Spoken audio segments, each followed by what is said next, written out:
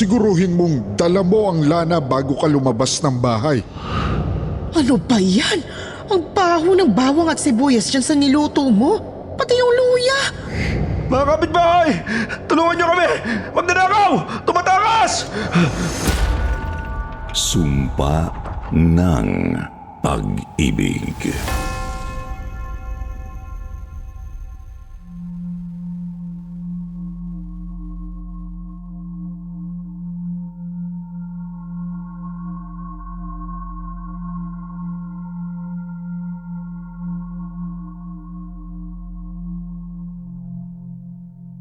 Kumusta po, Sir Jupiter?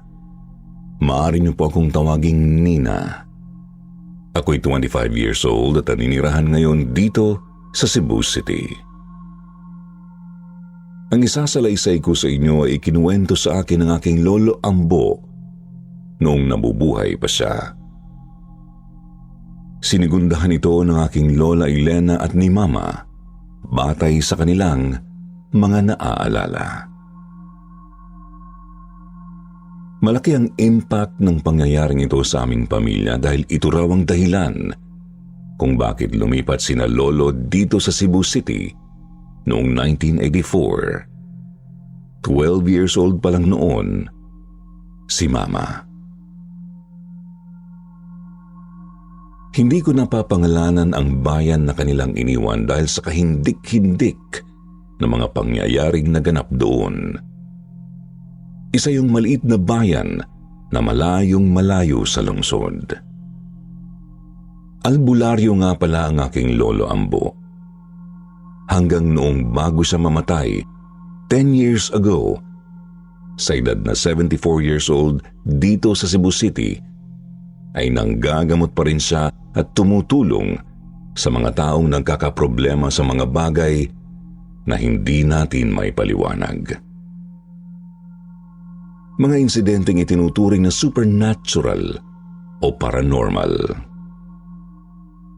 Isa sa mga tinulungan niya noon sa bayang pinagmulan nila ay ang mag-asawang Fernando at Liza. Nasa mid-40s ang mag-asawa noong 1984. Sa deskripsyon ni Lolo, matangkad na lalaki si Fernando. Makisig kahit sa edad na yun. Maganda pa rin ang misis nitong si Liza, pero ganap na bulag si Liza.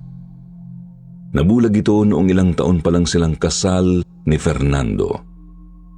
Ang paliwanag ng mga doktor ay dahil sa glaucoma. Mahal na mahal ni Fernando ang asawa. Para maalagaan ito sa araw-araw, sari-sari store sa harapan ng bahay nila ang napiling hanap buhay ni Fernando. Hindi nagkaanak sina Lisa at Nando. Kinupkup nila ang pamangkin ni Fernando na si Arlene nang mamatay ang ina nito at muling mag-asawa ang ama. Sa kanila na lumaki at nagdalaga si Arlene. 18 anyos na ito noong 1984. Isang umaga, dumating daw si Fernando kina Lolo na mukhang walang tulog at natataranta.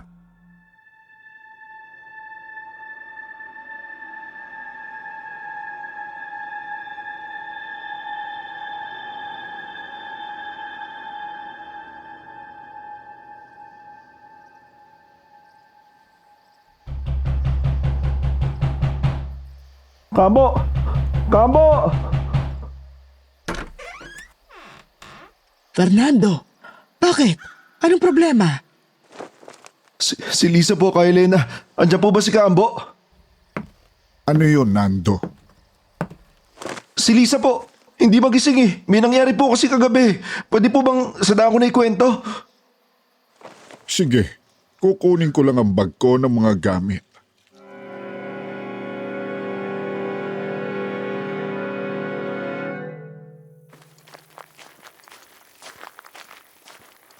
Ano bang nangyari kagabi? Hindi ho ba malakas ang ulan kahapon hanggang gabi? Na-stranded ho ako sa kabilang bayan pagkatapos ko mamili ng paninda na wala dito sa atin. Bumaha po dun sa may crossing at hindi makatawid yung mga jeep. Nung hindi pa rin umuhupa yung ulan hanggang gabi, sumabay na po ako doon sa mga naglalakad patawid sa hanggang dibdib na baha para makauwi lang. Pasang ko sa ulo yung mga pinamili ko. Mabuti at may mga jeep na rin po pagkalampas doon sa malalim na tubig. Tapos pasado 9:00 na ng gabi nung nakarating ako dito sa bahay. Napakalakas pa rin ng ulan. Nagtaka ako kung bakit nakabukas yung pinto.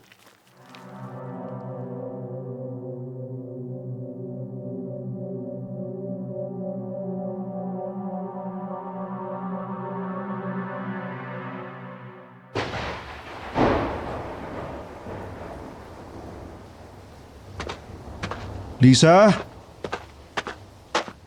Huh? Sino ka? Walang hiya! Bitiwan mo ang asawa ko! Hayop ka!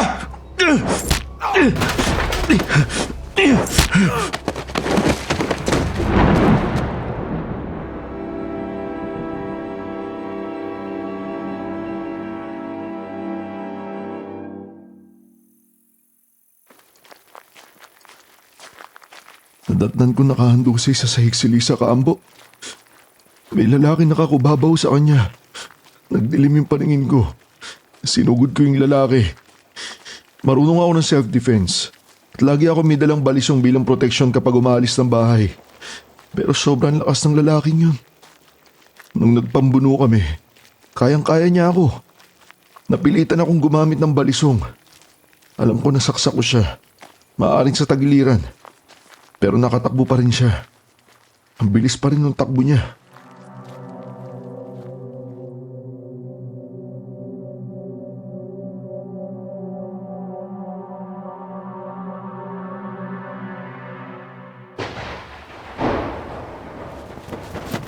Tulong!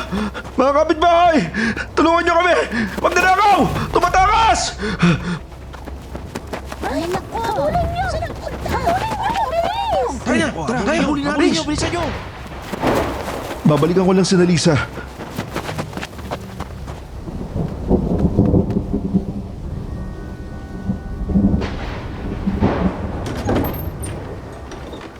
Lisa, anong ginawa niya sa'yo? Arlene, ano nangyari dito? Fernando? Huh? Saliza? Sorry po. Sorry po.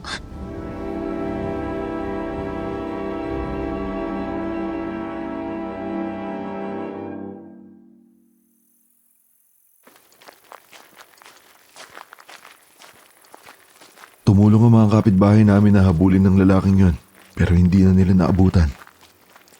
Hindi na ako sumama sa paghabol dahil binalikan ko agad si Lisa. Wala ring malay si Arlene nung dumating ako Kaambo. Nakahandusay din siya sa isang tabi, sa may gilid ng pinto. Unti-unti lang siya nagising nung bumalik ako sa bahay. Tapos ikinuwento niya yung nangyari.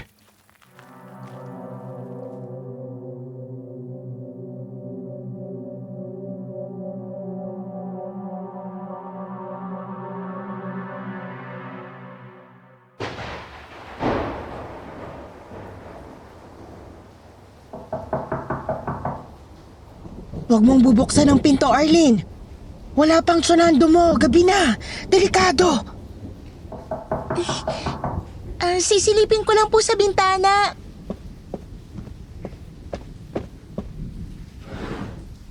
Ano ho yun? May bibigay lang ako. Wala ho si Fernando eh. Bumalik na lang kayo bukas sa tindahan. Nako, sumugod nga ako sa ulan para may bigay na ito ngayon eh. Iwan nyo na lang ho dyan sa labas. Hindi pwede, mahalaga to. Hindi pwedeng basta iiwan dito. At saka para kay Lisa to. Kailangan may ibigay ko na ngayon. Sige ho. Arlene! Bakit mo binubuksan ang pinto? Sino yan?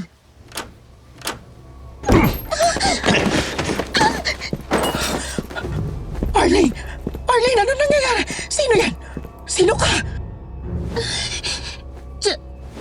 Lisa.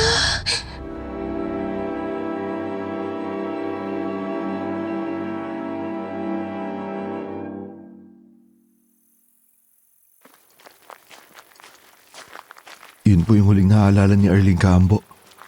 Wala pa ring malay si Lisa nung bumalik ako sa bahay. Binuhat ko siya at inihiga sa kama namin.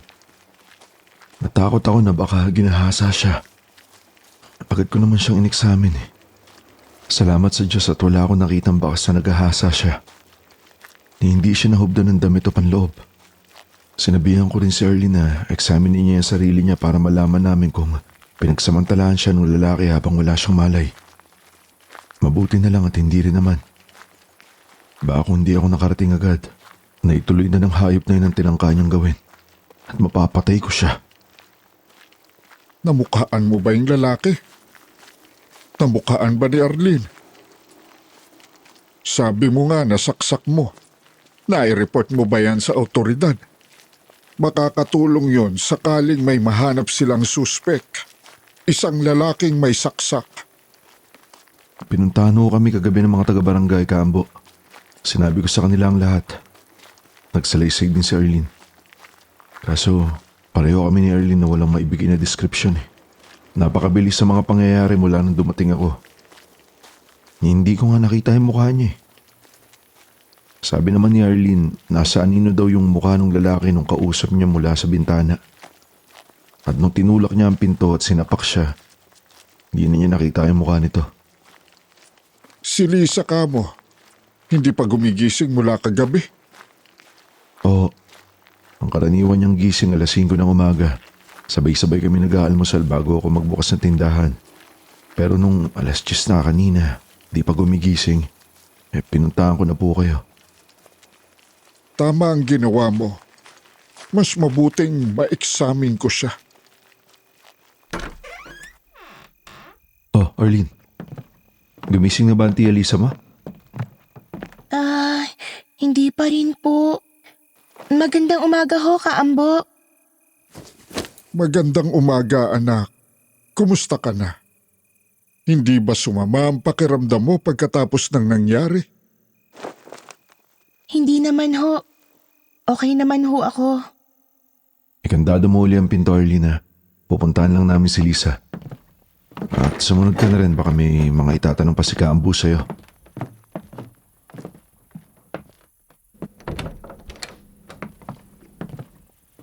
Maganda naman ang kulay ni Lisa.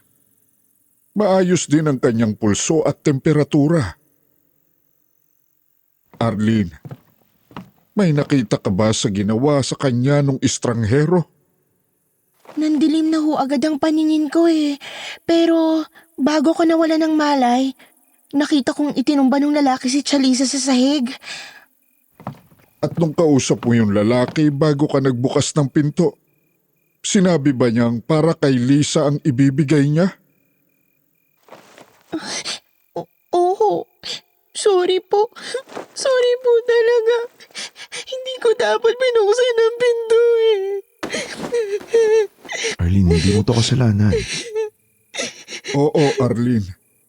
Hindi mo ito kasalanan. May hinala ako na talagang tinarget ng lalaking yon si Lisa. At kahit hindi mo binuksan ang pinto, makakagawa siya ng paraan.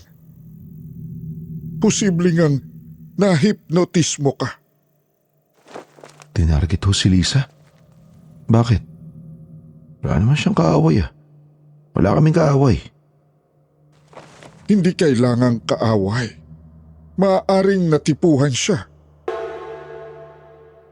Hindi ko ho kayo maintindihan. Mas natipuhan niya ang asawa kong 40 anyos na at bulag kesa sa pamangkin kong 18 anyos? Alam ko maganda pa rin si Lisa at hindi ko sinasabi si Arlene dapat ang biniktima niya pero hindi ko maintindihan. Hindi ito ordinaryong rapist, Nando. Iba ang takbo ng utak ng hayop na ito. May hinala ako na baka siya rin ang umatake sa kabilang bayan. Yung aswang ho? Aswang? Anong aswang? Tsunando, may aswang sa kabilang bayan. Nabalitaan ko sa palengke. May mga pinatay na raw yung aswang eh. Magkakasunod na pangyayari. Kaambo, ibig niyong sabihin, pinaghihinalaan niyo ho yung aswang na yun na umatake sa amin ni Chalisa? Umabot na dito sa atin yung aswang? Diyos ko po. Kung hindi ka pa pala dumating agad siya, Nando, baka nilapa na kami ng aswang. Hindi tayo nakakasiguro na yun nga. Pero posible. Totoo ho ba talaga may aswang kaambo? Hindi lang basta mga taong pumapatay sa kapwa. Totoo ang mga aswang. Kaya mas mabuti nang mag-ingat kayo. Huwag lalabas ng gabi. Ikaw, Nando, siguruhin mong nasa loob ka ng bahay bago dumilim. Magsara ka na ng tindahan na maaga. 5:00 pa lang. Lagi kayong maglock ng mga pinto at bintana. At kahit nakalak na ang pinto sa salas, ilak nyo rin ang mga kwarto nyo sa gabi. Si Lisa, kailangan nating hintaying magising at obserbahan natin ng mabuti. Nando, itabi mo itong bote ng lana. Hindi ito basta lana lang. May orasyon ito at makikita mong kukulo ito kung may aswang sa paligid. Itago mo ito ng mabuti at pakaingatan. Uuwi na muna ako. Sunduin mo ko uli kapag nagising na si Lisa. Sige ho, salamat. Magkano po pala ang konsultasyon kaambo? Wala, Nando. Hindi pa natin alam ang kinakaharap natin. Obserbahan muna natin si Lisa. Maraming salamat ho.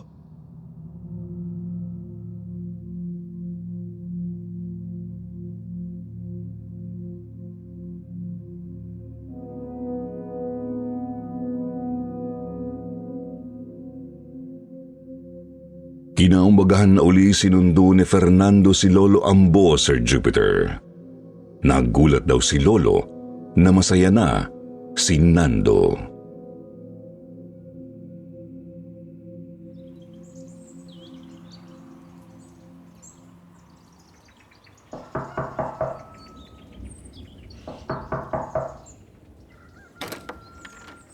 O Nando, gising na si Lisa?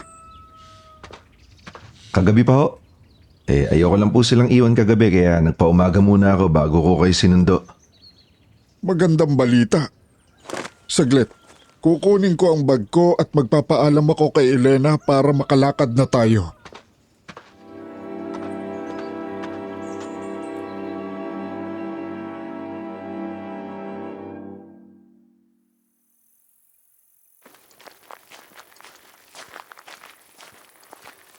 Mga hating gabi ho siya nagising. Mabuti na lang ho, gising pa ako. Hindi kasi talaga ako nakatulog sa pag-aalala eh. Pero nung nagising siya, may kakatwang nangyari kambo. Unti-unting luminaw yung kanyang paningin. Sinabi niya sa akin, parang tulad daw nung kung paano unti-unting lumabo yung kanyang paningin. Kabaliktaran nga lang at mabilis. Ang saya-saya niya dahil nakita niya ako uli pagkatapos ng maraming taon.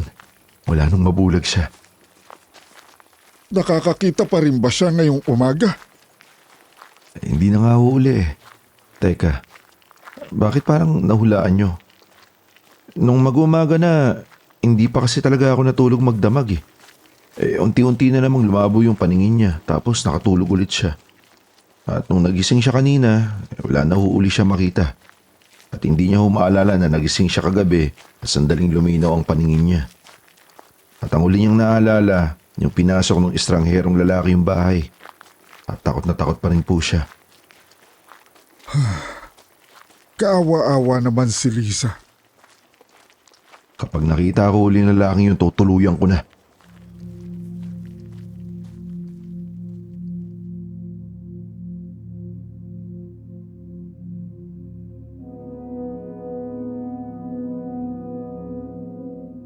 Muling iniksamin ni Lolo Ambo si Liza, Sir Jupiter.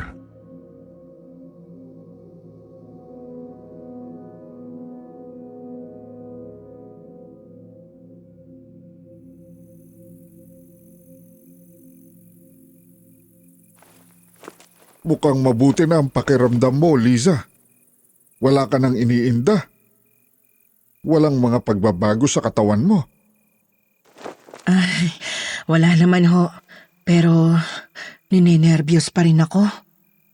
Natural lang yon dahil sa naranasan ninyo. May maibibigay akong tsaa na pampakalma ng nerbiyos. Sabi nga pala ni Nando, nagbalik ang paningin mo kagabi pero hindi mo matandaan. Naiinis nga ho ako na hindi ko matandaan yun. Gustong gusto ko pa naman talagang makakita uli. Ibig bang sabihin nun, Kaambo, magbabalik ng paningin ko? Hindi na bale, Lisa. Kung minsan, mas okay pa ang ganyang kalagayan mo kesa makakita ka nga uli pero may kapalit namang mabigat na kabayaran. Oo nga, mahal eh.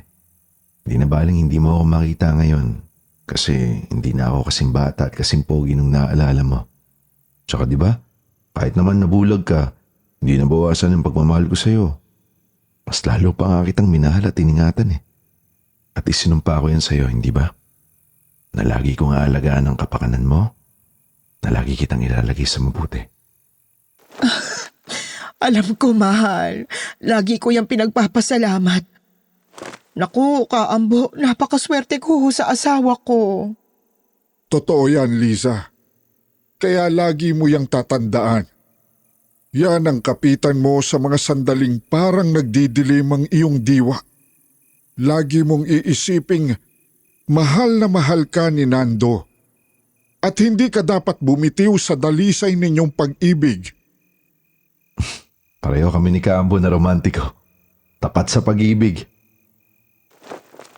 May isa pa akong panata kay Lisa, Kaambo. Pangarap niya kasing makabalik sa dagat. Pareho kaming lumaki sa tabing dagat at marami siyang masasayang mga alaala doon. Pero dito na kami nagkakilala kung saan napakalayo natin sa dagat. Gusto niya uling maamoy yung simoy ng hanging dagat, maramdaman ang heli ng mga alon. Sabi ko sa kanya, isang araw, babakasyon kami sa tabing dagat para sabay naming maranasan uli yun. Piruin niyo, hindi pa namin naranasan kailanman na magsabay sa dagat. Oo nga. Magandang ideya. Hindi nyo na itatanong, lumaki rin ako sa tabing dagat. Maraming benepisyo ang dagat.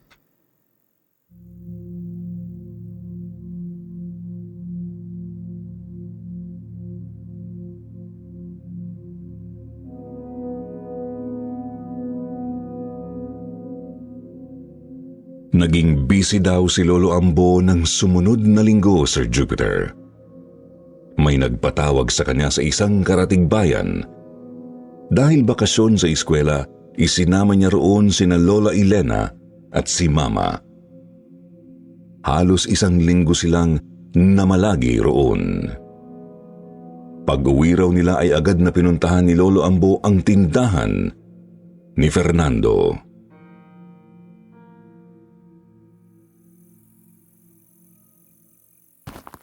Kumusta na si Liza, Nando? Mabuti naman ho. Kaso balisa pa rin siya kung gabi. Ilang beses na ako nagising na naglalakad siya ng tulog eh. Sleepwalking ba yung tawag doon?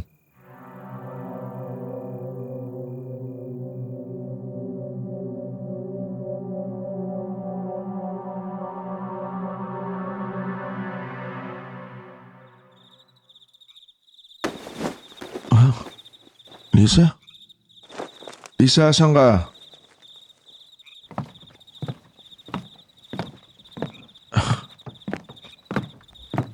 Lisa!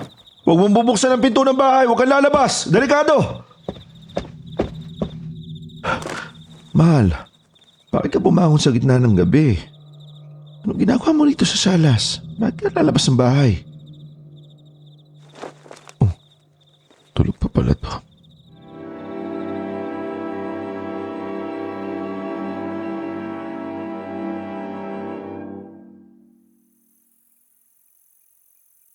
Kinabukasan hindi rin niya maalalang naglakad siya habang tulog. Sabagay, tulog nga naman siya nun. Paano niya maaalala? Kaya nilalagyan ko ng padlock yung pinto ng kwarto namin sa gabi. Nasa ilalim ng unang ko yung susi. Kasi kahit bulag siya, kabisado niyang buksan yung mga lock ng bahay.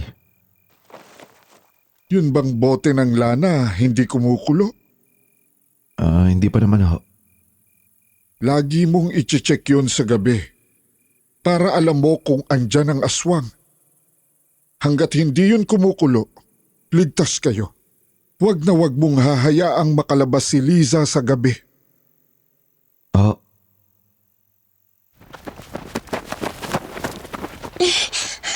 Fernando! Nandito pala kayo, Kaambo. Naku, may balita ho sa palengke. Nahuli raw yung lalaking aswang kagabi sa kabilang bayan. Ay, nahuli raw sa akto. May biniktima na naman. Mabuti na lang may nakakita at mabuti na lang hindi niya pa napapatay yung biktima nung kinuyog siya ng taong bayan. Pinagtataga raw nila yung aswang, pinagtulungan hanggang mamatay. Tapos nung patay na, pinutol-putol yung katawan tsaka sinunog para daw talagang siguradong di na ulit mabubuhay. Nakakapangilabot talaga. ayun. Buti nga sa kanya. Tama lang na pagtatagain siya, pagputol-putulin ng katawan at sunugin. Tama yung ginawa nila. Ngayon, ligtas na tayo. Huwag kang pakasisiguro, Nando. Huwag maging kampante. Bantayan mo pa rin yung Lana. Ibig niyong sabihin, posibleng may kasama pa siya? Na may iba pang aswang sa paligid natin?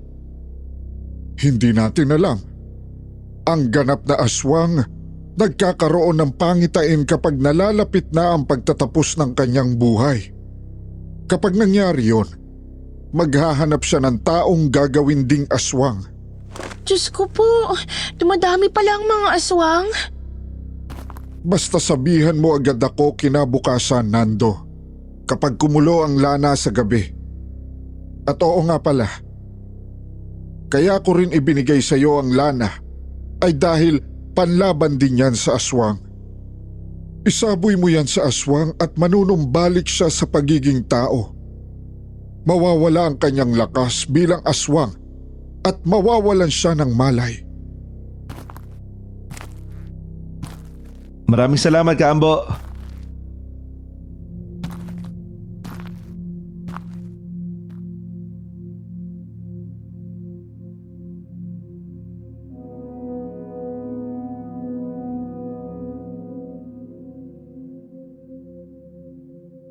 Mahigit isang buwan din daw na hindi nagkita sina Lolo Ambo at Fernando. Pero isang araw, dumating uli si Nando kina Lolo.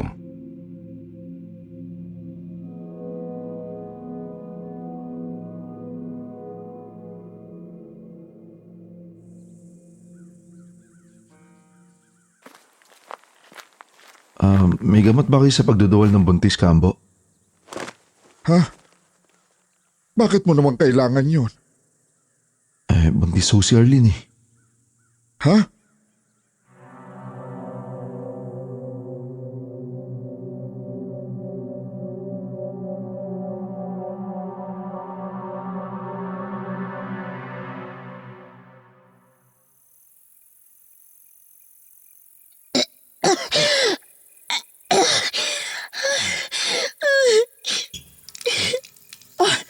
Arlene!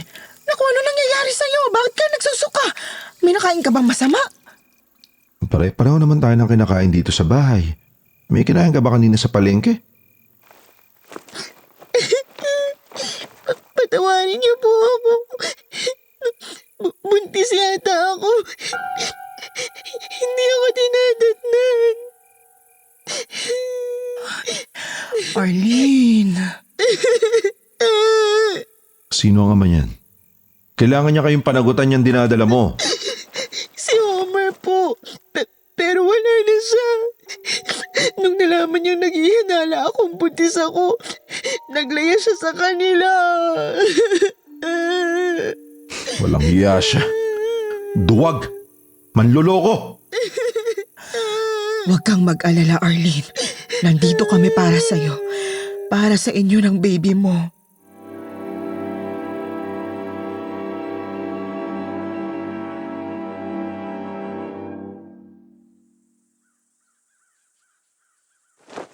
Aarugain namin na magiging anak ni Arlene, Kaambo. Parang apo na po namin yun eh. Nakakaawa si Arlene. Niloko na nga at iniwan, hirap pa sa paglilihi. Lagi nadudulat nagsusuka. May maibibigay akong tsaa para dyan. Epektibo. Magiginhawaan siya. Ay, siya nga po pala. May maganda rin ho akong balita. Buntis din si Lisa. Sa wakas magkakaanak na kami. Si Lisa? Nauna pa nga ho naming nalaman yung pagbubuntis ni Lisa kaysa yung kay Arlene. At hindi nga ako nagtaka. Kasi magmula nung muntik na siyang mawala sa akin, lalo ako naging malambing sa kanya. Pagkatapos nung nangyari, lalo ko napatunayan na hindi ko kaya mabuhay nang wala siya. Dahil siguro sa mas maalab kong atensyon, may naging pagbabago rin sa kanya. Iba na rin siya sa gabi, sa kwarto namin. Mas agresibo. Higit pa nga kaysa nung mas bata pa kami.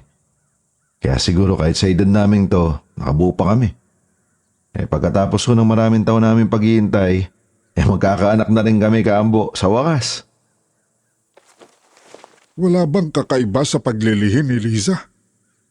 Hindi naman ho siya nagsusuka na tulad ni Arlene, pero kung ano-ano yung pinaglilihan masyadong mapili sa pagkain. Tapos marami nang ayaw kainin at kakaiba yung mga gusto.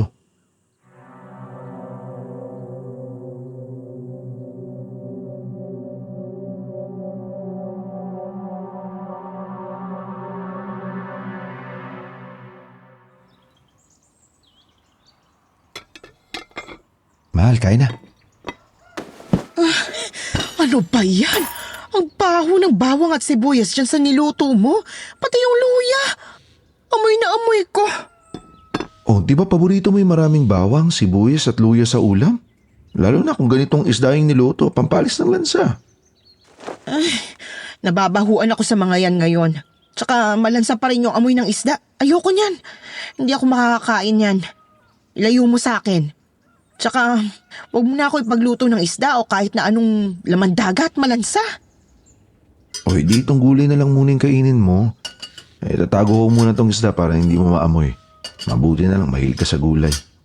Ayoko rin ng gulay ngayon, walang lasa. Para akong kumakain ng papel. Ganun ba? Di iba pala talaga yung panlasa ng buntis, no? Anong gusto mo? Ipagluluto kita. Karne. Karne ang iluto mo para sa akin araw-araw. Yung karne na hindi tuyo o tostado. Yung paghiniwa, malambot at makatas. Parang ang sarap nun. Parang nai-imagine ko ng lasa. Tsaka ipag-ihaw mo ko ng isaw, tsaka atay ng baboy. Yung hindi tostado ha, yung malambot pa rin. Tapos wag maalat. Wag mo asinan. Hindi ba mas palansa nga yun? Hindi! Basta yun ang gusto ko.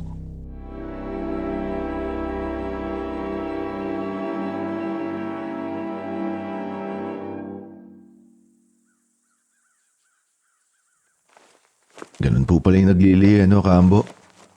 Pinagbibigyan ko naman, syempre. Lahat ng gusto niyang kainin, yun yung niluluto ko para sa kanya. Iba ang ulam namin ni Arlene. Tapos kapag hindi ko alam iluto yung inihingi niya, di bumibili ako ng luto na. Kaya nung naghanap siya ng dinuguan. Malay ko bang iluto yun? Ganoon ba? Kumusta naman yung lana?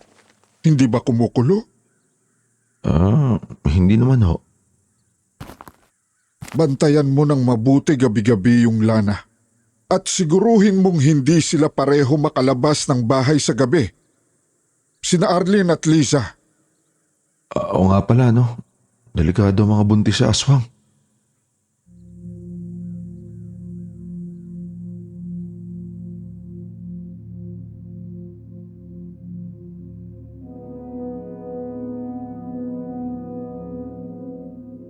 Pagkaraan ng 1 linggo pa, bumalik si Fernando kay Lolo Ambo, Sir Jupiter.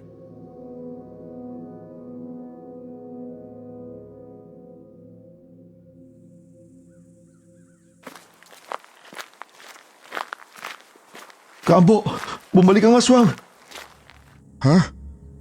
Nakita mo? Pumasok sa bahay niyo? Hindi ko nakita pero kumuloy yung lana kagabi. Nagising ako na wala na uli sa tabi ko si Lisa. Bukas yung pinto ng kwarto namin. Hindi ko alam kung paano niya nalaman na nasa ilalim ng unang ko yung susi ng padlock. Bukas din ho yung pinto sa salas. Sobra ho yung takot ko. Mabuti na lang inabutan ko siyang nasa bakuran pa. Nakayapak nga lang siya.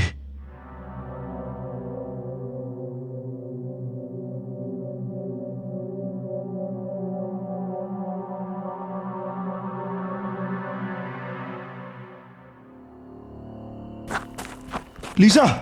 Mahal! Delikado dito sa labas Halika na, pasok na tayo. Naglalakad ka na naman ng tulog Halika, mahal. Iga na. Ayan. Sige, matulog ka lang Titignan ko lang yung bote ng lana. Kumukulo. May aswang.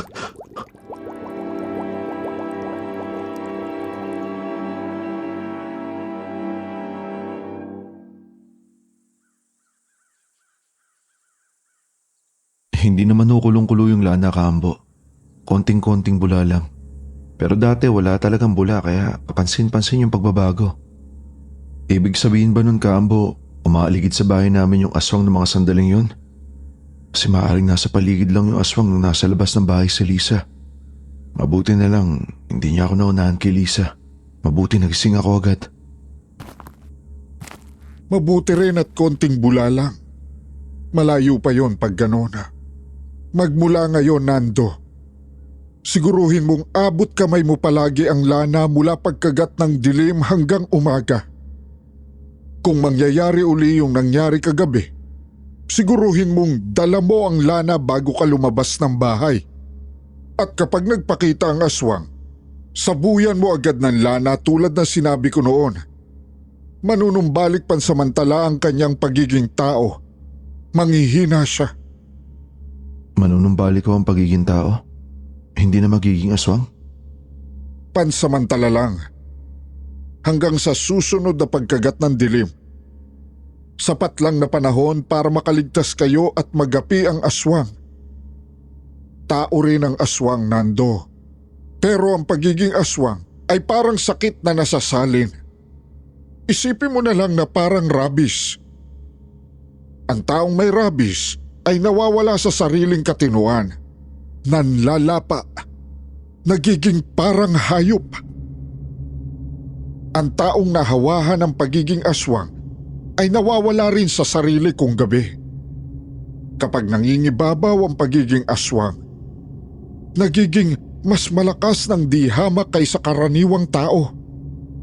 Kaya malalaman na hindi mo kakayaning talunin ng mag-isa. Kaya mahalagang gamitan ng lana. Yung aswang sa kabilang bayan, natalo lang dahil sabay-sabay na sinugod ng pagkarami-raming kalalakihan at pinagtulungan. Ganun pala yun. Kapag nanghina na siya sa lana, hindi ko na siya patatawarin. Papatayin ko siya. Sabi niyo nga, kung nasa pamamahay o bakuran ko, karapatan ko yun. Huwag kang pakakasiguro na kaya mo yung gawin pagdating ng pagkakataon, Nando. Kailangan mong ihanda at patatagin ang sarili mo.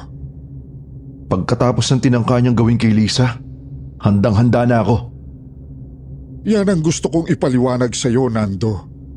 May mga hinala ako sa ginawang pag-atake kay Lisa.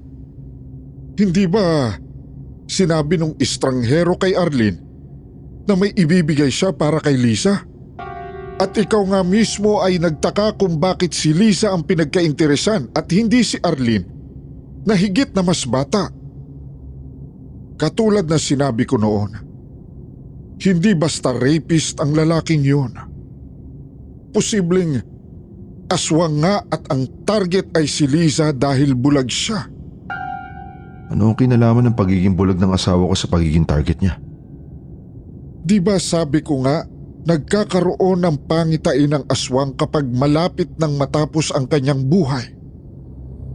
At nagkaroon siya ng di mapigilang pagnanais na magpasa ng bertud. Mananatili pa rin siyang aswang. Pero ang pagpapasahan niya ay unti-unti ring magiging aswang. Madalas ang pinipili ng aswang na pagpasahan ng bertud ay yung mga taong may kapansanan o kaya naman mahina ang pangangatawan.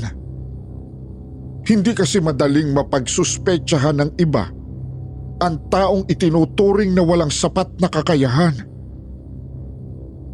Pero kapag naging ganap ng aswang ang sinalina ng bertud, nawawala ang kanilang anumang kapansanan sa mga oras lang na nangingibabaw ang kanilang pagkaaswang.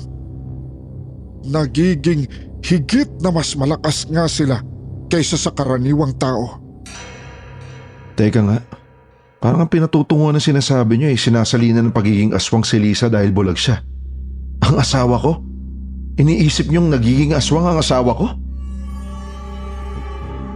Nando, hindi ko agad sinabi sa iyo ng buo ang hinala ko dahil nga alam kong ikagagalit mo. Pero yung nakita mong nakakubabaw yung lalaki kay Lisa, posibleng hindi panggagahasa ang pakay niya.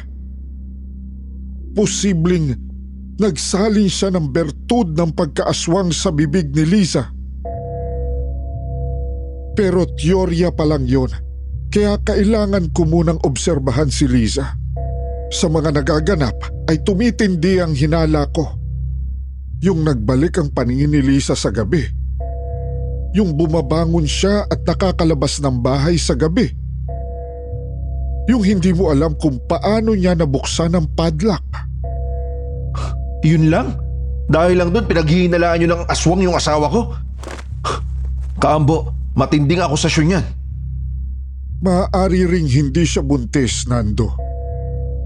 Maaaring yung hindi pagdating ng kanyang regla ay dahil sa pagbabago ng kanyang katawan. Dahil sa unti-unting pagbango ng pagkaaswang sa kanyang pagkatao. Kita mo nga, ang mga hinahanap niyang pagkain ay panay karne na madugo at halos hilaw. Hindi totoo yan. Buntis si Lisa. Magkakaanak kami. At normal sa naglilihi yung naghahanap ng kakaibang pagkain. Hindi pa nga tayo sigurado, Nando, sa kabila ng lahat ng yon. Kaya kailangan nating siguruhin kung ganoon nga ba ang nangyayari sa kanya. May alam akong paraan. Isama mo ko sa inyo ngayong gabi. Oobserbahan natin siya sa buong magdamag. Magdadala ko ng hilaw na karne. Kapag bumangon siya sa gabi, tingnan natin kung anong gagawin niya sa karne. Hanggat hindi pa siya nakakatikim ng tao, Nando, maaawat pa natin ang proseso. May paraan. Hindi! Hindi ako naniniwala, hindi si Lisa. At higit sa lahat, wag na wag niyong ipagkakalat ang binibintang niyo sa asawa ko. Kapag may masamang nangyari kay Lisa, mananagot kayo sa akin.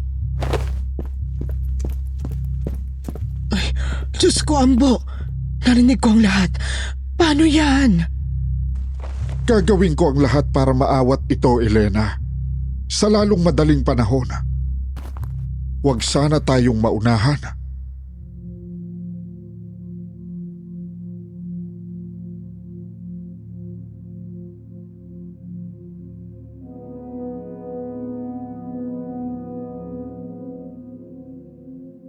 Pero kinabukasan din, Sir Jupiter, maagang maaga pa, ay naroon na uli si Fernando kina Lolo.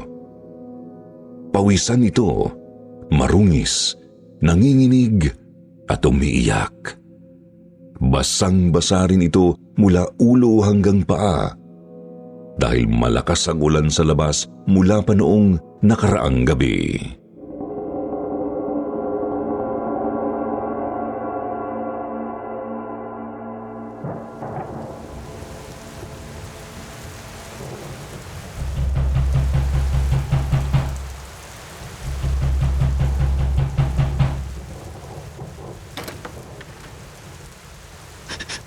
Kaambo, Nando, anong nangyari? Pasok ka. Basang-basa ka. At bakit ganyan ang ayos mo? Puro lupa ang mga kamay mo. dinoble ko na nga yung padlock sa kwarto. Binago ko na rin yung naguhan ng susi. Pero nagising ako kagabi na wala uli sa tabi ko sa kama si Lisa. Bakit? Anong nangyari kina Lisa at Arlene? Amos ako lumabas. Dala ko yung lana tulad ng bilin niyo. Wala rin ho siya sa bakuran. Inanap ko siya sa paligid, hindi ko siya makita. Bumalik ako sa bahay dahil naalala kong hindi ko nailak yung pinto na iwan doon si Arlene. At pagdating ko, bukas ang pinto ng kwarto ni Arlene.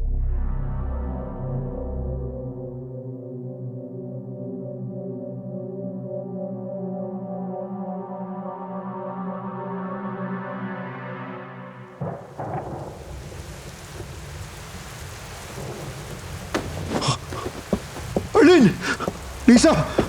Lisa, anong ginawa mo kay Arlene? Lisa! Ako to! Si Nando! Lisa! Lisa! Lisa! Arlene! Patawad, Arlene. Nakinig dapat ako kay Kaambo.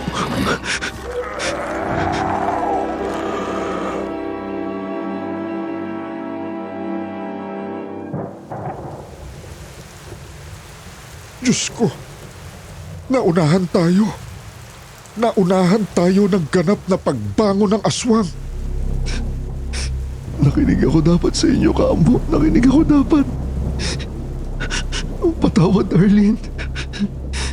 Hindi ko rin akalain na ganito kabilis ang pagbangon. Nasaan si Lisa ngayon? Tulog pa rin. Ibinili ko siya sa kama namin. Pinadla ko ang kwarto mula sa labas. Nanghihina pa yun dahil sa lana. At umaga na. Hindi ba bangon ang aswang sa katauhan niya sa araw? Paano si Arlene?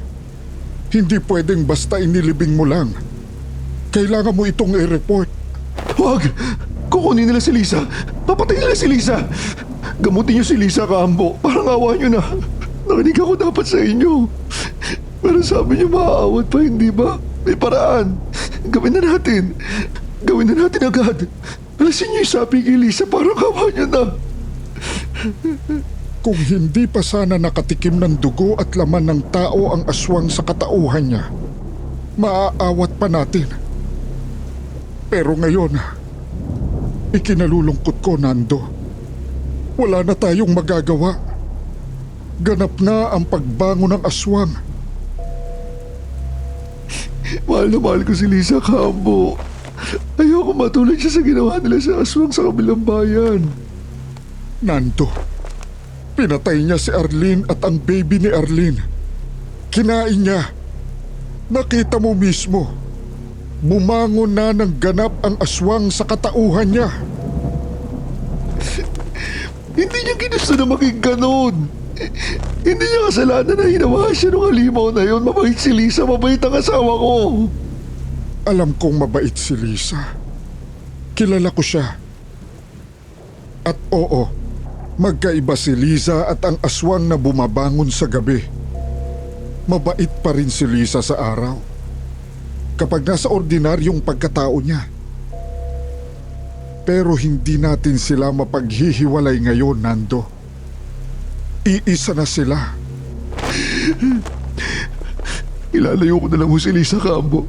Ititira ko siya sa bundok malayo sa mga tao. Yung kaming dalawa lang para hindi na siya makapatay. Uli ako ng mga hayop para yun na lang yung kainin niya. Gagawa ako ng paraan, Kaambo. Nando,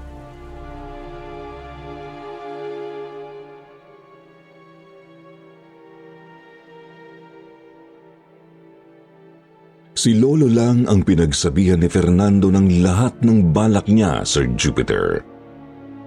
At pagkatapos, ito ang ikinwento niya kay Lolo.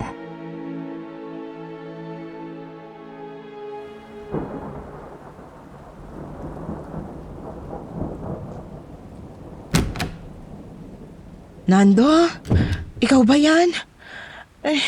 Bakit hindi ako makalabas ng kwarto kanina? Tinatawag ko kayo ni Arlene, walang sumasagot sa akin.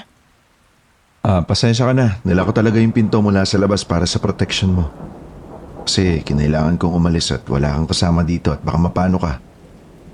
Bakit? Nasaan ba si Arlene? Namalengke ba? Di ba hindi kayo nagsasabay sa pag-alis para lagi ako may kasama rito sa bahay? Bakit umalis ka rin? Nagtanan si Arlene, mahal. Sumama na siya doon sa boyfriend niya. Binalikan siya. Sulat na lang inabutan ko kanina pagising ko. Kaya napilitan akong iwan ka rito kasi inabol ko siya sa estasyon ng bus.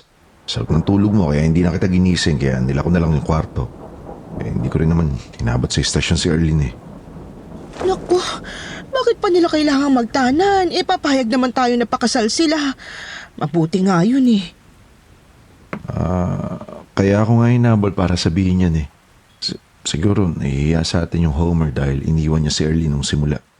Basta hayaan na lang natin sila, mahal. Total naman, magkakababy na rin tayo, di ba? Huwag ka na malungkot. At saka mahal, naisip ko, habang hindi pa malaki yung tiyan mo, dadali na kita sa dagat. Di ba, matagal ko nang pinangako yun. Talaga? Sige. Ihanda ko na yung mga gamit natin. Bakit? Agad na ba ang lakad natin sa dagat? Oo, ngayon na mismo. Pagtigil ng ulan. Pagkagaling natin sa dagat, lilipat din tayo ng tirahan. Gusto ko yung mas presko yung simoy ng hangin. Mas makakabuti sa inyo ni baby. Ha? Bakit? Okay naman tayo dito ah. Naguguluhan at naiingayan na ako dito eh. Di ba? Ikaw din? Naiirita ka sa ingay ng mga tricycle na panay daan dyan sa harap. Ay, sa bagay. Saan naman tayo lilipat? Sorpresa. Basta siguradong mas makakabuti sa'yo. Di ba lagi namang kapakanan mo yung prioridad ko? Maraming salamat, mahal.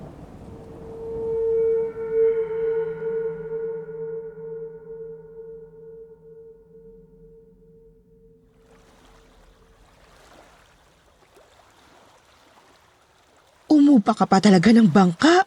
Hindi ko nga alam na marunong ka palang mamangka eh. Sinorpresa mo talaga ako. Hindi ko akalaing makakasakay uli ako sa bangka ng ganito. Tapos ganito pang tayong dalawa lang. Napaka-romantic. Tinuruan ako mamangka ni tatay nung bata pa ako hanggang sa magbinata ako.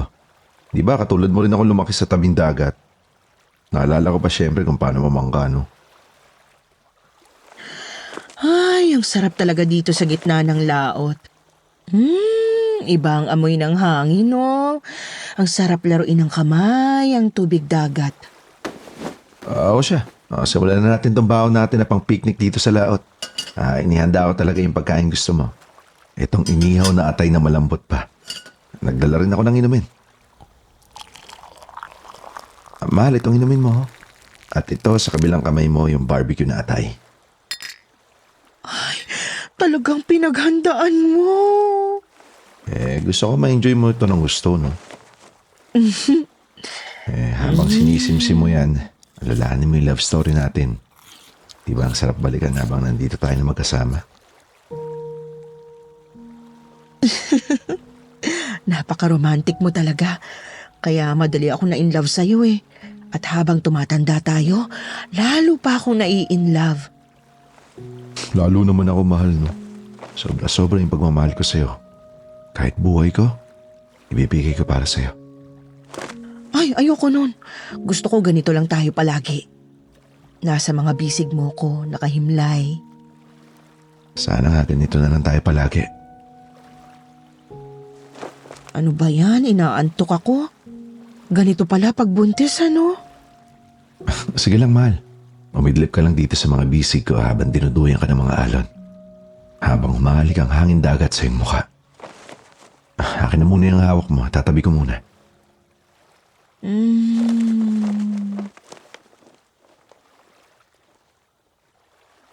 Mahal na mahal kita, Lisa. Matulog ka lang dito sa mga bisig ko.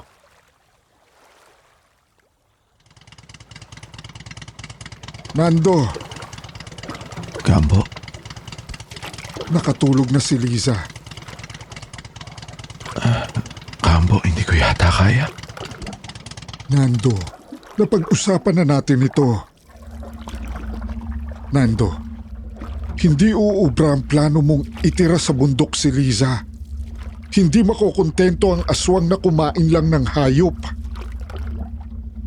Sa tuwing babangon yan sa katauhan ni Liza, maghahanap at maghahanap yan ng dugo at laman ng tao.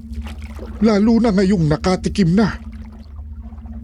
At kapag walang ibang mapagbalingan, kahit ikaw ay kakainin ng aswang.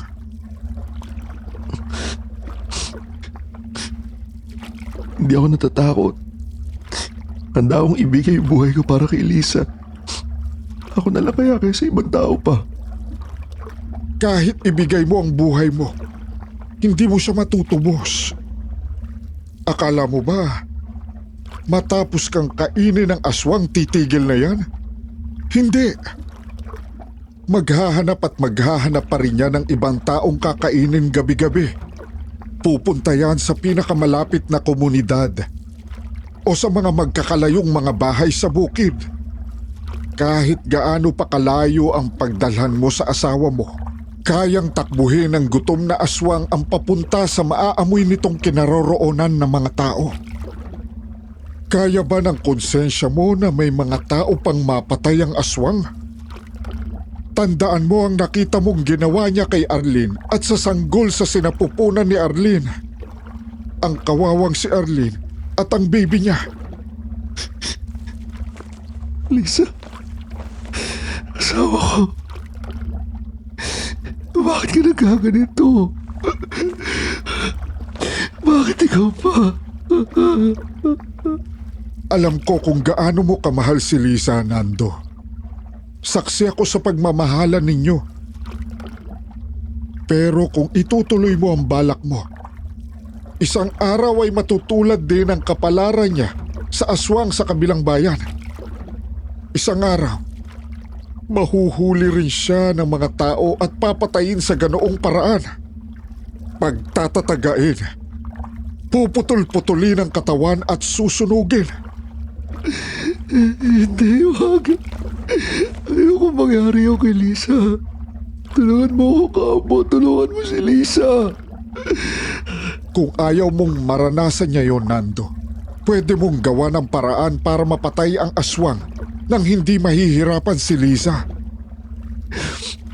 May sasalba natin si Lisa? Hindi, Nando. Ikinalulungkot ko. Pero kailangan mong tanggapin na kasabay ding papanaw si Lisa. Pero sa paraang hindi siya mahihirapan at hindi niya alam ang magaganap. Kailangan gawin ito sa dagat dahil mamamatay ang aswang sa tubig dagat.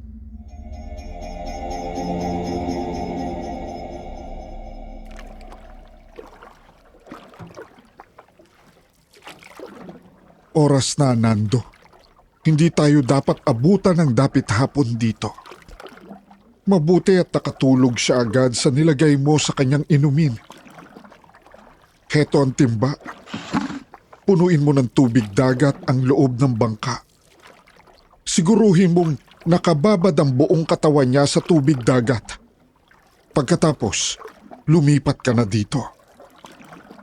Sigurado ko kayo hindi mahihirapan si Lisa na wala siyang mararamdaman. Makasisiguro ka, Nando. Tuloy-tuloy na ang kanyang paghimbing bilang tao kapag kumagat ang dilim. Sa pagbangon ng aswang sa katauhan niya, mamamatay ito sa tubig dagat. Hindi ito kakayanin. At dahil nasa gitna ng laot ang bangka, hindi makakatakas ang aswang. Sa pagkamatay ng aswang, mamamatay din si Lisa.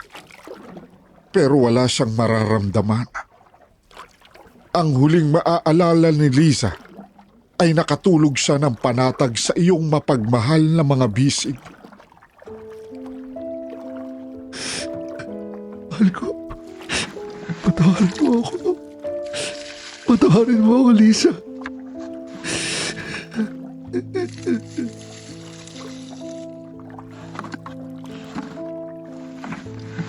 Sapat na yan, Nando. Lumipat ka na rito. Isang halik na lang ho. Isang huling halik.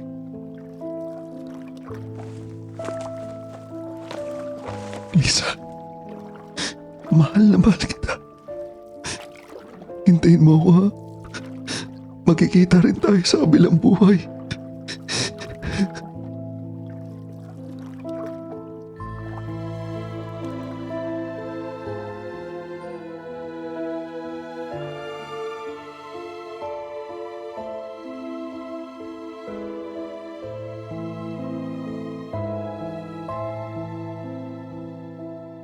Ang sabi ni Lolo Sir Jupiter, hindi rin halos niya kinaya ang nasaksihang pamamaalam ni Fernando sa pinakamamahal nitong asawa.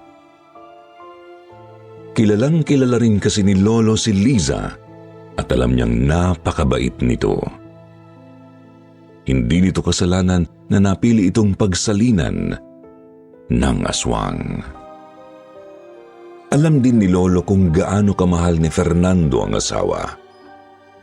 Napakalaki ng isinakripisyo ni Fernando, pero walang ibang pwedeng gawin para mapuksa ang aswang. Iniwan nila sa gitna ng laot ang bangkang kinalululanan ni Lisa. Hindi mapatid ang paghagulgol ni Fernando sa kanilang paglayo. Sa ibang bayan nagmula si Lolo kung saan niya inupahan ang bangkang dimotor. Yung bangkang iniwan nila ay nabili ni Fernando mula sa ibang dalampasigan at hindi nahahanapin ng may-ari. Ibinalik nila ang bangkang dimotor sa pinagkaupahan ni Lolo. Magkahiwalay silang bumalik sa inuuwiang bayan.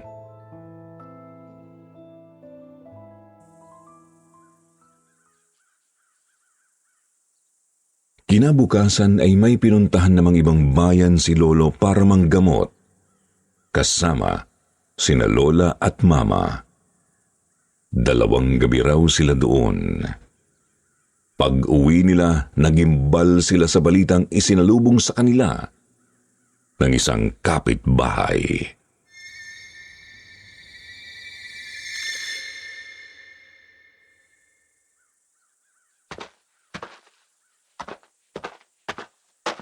Kambo! Kararating nyo lang pala. Naku! Hindi nyo inabot yung malaking kaguluhan kahapon. Di ba kilala nyo si Fernando?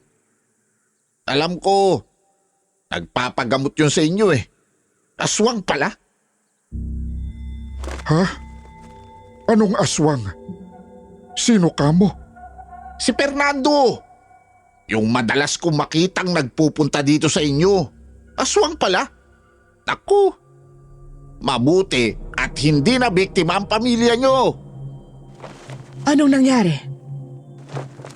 Hindi aswang si Fernando. Anong pinagsasasabi mo? Naku! Pati nga kayo nagoyo. May ebidensya ho. Anong ebidensya? Paano magkakaroon ng ebidensya na aswang si Fernando? Imposible yun. Yung boyfriend ng pamangkin niyang si Arlene, binalikan yung girlfriend niya. Kasi nga raw buntis. Naghanap lang daw ng trabaho si Homer sa Ibayo. At ngayong may trabaho na, bumalik para yayaing pakasal si Arlene. Kaso, wala kina Fernando si Arlene. At nung hindi pa dumarating si Homer, ang sabi ni Nando doon sa mga kapitbahay nila ay nagtanan si Arlene kasama si Homer. Nagkagulatan ang lahat nung sumulpot si Homer at hinanap si Arlene. Huling-huli ang pagsisinungaling ni Fernando. Isa pa, nawawala rin yung asawa ni Fernando na si Lisa. Sabi ng mga kapitbahay nila, buntis din si Lisa. Kasama pa raw ni Fernando nung umalis ng bahay nung makalawa. Pagkatapos, hindi na nila nakita si Lisa nung bumalik si Nando. Ang paliwanag ni Nando, nagbakasyon muna sa mga kamag-anak si Lisa. Tapos ba naman ho parang sinadya ng tadhana. May nahukay yung asong gala sa likod bahay ni Fernando. Kitang-kita ng mga tao. Doon pala niya inilibing si Arlene. At nakakasuka yung itsura ng bangkay. Hindi lang dahil nagsisimula ng maagnas. Warak ang buong harapan ng katawan. Wala nang laman loob. Kitang-kitang ebidensya na nilapa ng aswang. Tiyari si Fernando. Anong nangyari kay Fernando? Nagpaliwanag ba siya? Aba, wala siyang kawala. Hindi siya hinayaan ng mga tao na makapagsinungaling pa o makatakas. Dinaluhong na siya agad ng mga kalalakihan. Tinadtad siya ng mga taga hanggang magkalasog-lasog ang katawan. Pagkatapos, sinunog ang kanyang katawan. Natulad siya dun sa aswang sa kabilang bayan. Mabuti nga sa kanya. Ganon talaga dapat ang ginagawa sa mga aswang. Ano? Diyos ko po.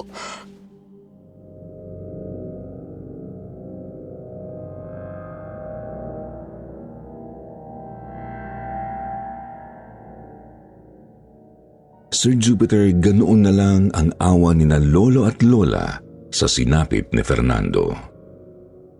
Dahil doon nagpasya si lolo na ilipat ang pamilya sa Cebu City.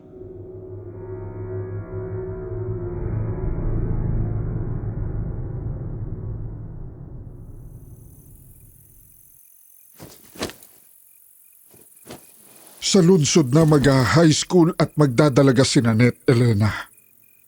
Ilalayo ko na kayo mula rito.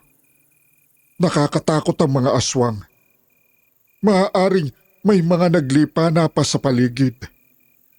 Liban sa kanila, nakakatakot din ang nagagawa ng mga taong basta na lang pumapatay ng kapwa batay lang sa kanilang mga haka-haka.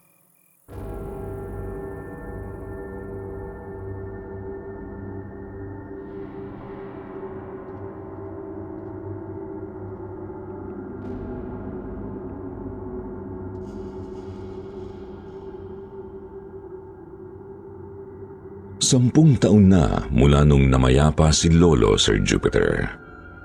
Pero sina Lola at Mama naniniwala pa rin na may aswang. At kahit ipinanganak at lumaki ako sa lungsod, lagi nilang sinisigurong may baon akong maliit na botelya ng lana ni Lolo. Lalo na kapag nasa labas ako ng bahay sa gabi. Sinusunod ko naman para mapanatag ang loob nilang dalawa. At saka hindi ba? You never know.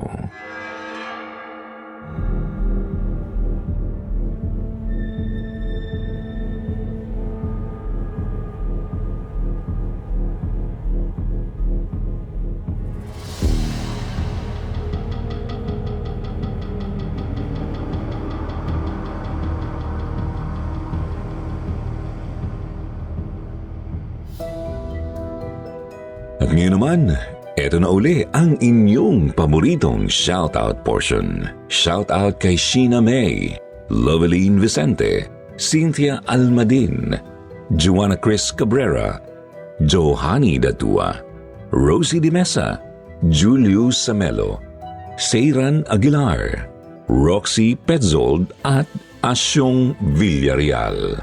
Basahin naman natin ang ilan sa magagandang komento mula kina Joanna Chris Cabrera at Eloisa. Sabi ni Joanna Chris, hello Sir Jupiter, Miss Anne at Sir Wilmore. Ang ganda po ng mga kwento nyo dito sa kwentong Takip Silim. Ito po ang aking pangpatulog at pinapakinggan kapag naglilinis ng bahay at naglalaba.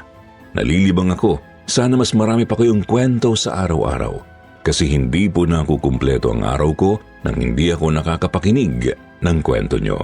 Bagong listener nyo po ako pero nakikinig po ako sa inyo araw-araw at nakikinig sa mga true story ng ating mga letter senders. More power and more stories po.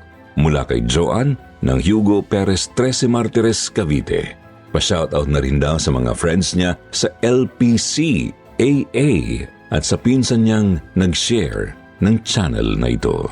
Sabi naman ni Eloisa, ayan, madami na naman kaming pakikinggan ng asawa ko.